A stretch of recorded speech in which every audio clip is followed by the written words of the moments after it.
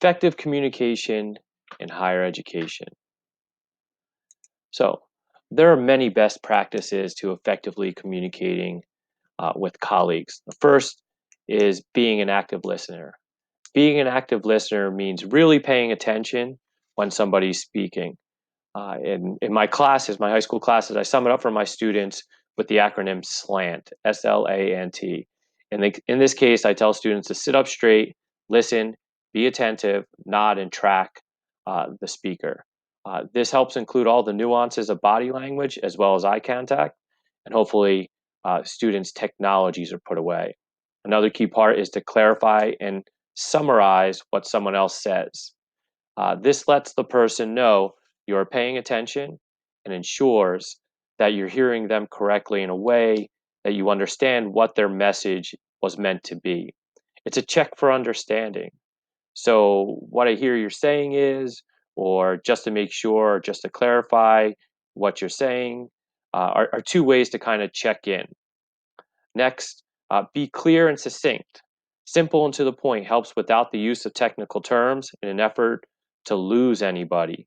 I find myself in my classes saying, does this make sense after I explain something? And a simple thumbs up, or thumbs down is an attempt to see if my message was received correctly.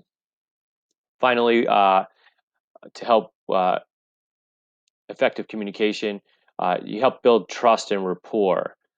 This includes being honest with people and being sincere and open-minded.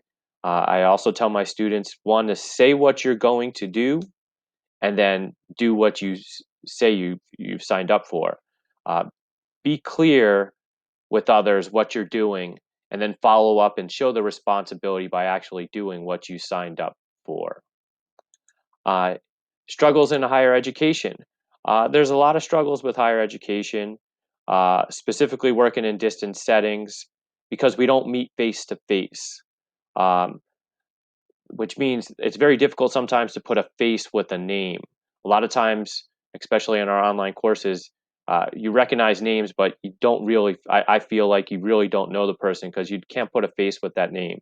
There's also multiple ways to communicate, and people like to communicate or use their different technologies, and sometimes they don't coordinate.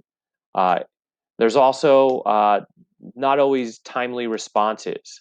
So in a distance setting, there's no immediate response sometimes, and you might have to wait upwards of 24 hours. And all this contributes to a lack of rapport building.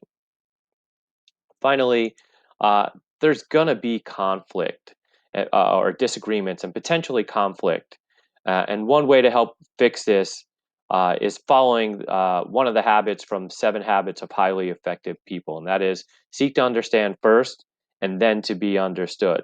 This goes a long way with effective communication because it helps to build rapport, helps to demonstrate active listening, is a way to show empathy, and models patience. And finally, if no resolution can be met, then we can agree to disagree and then get on with our work. So effective communication is a skill that people need to work on, and making this video is one of those ways to effectively communicate, work on it. Uh, Nice meeting everyone. Talk to you later.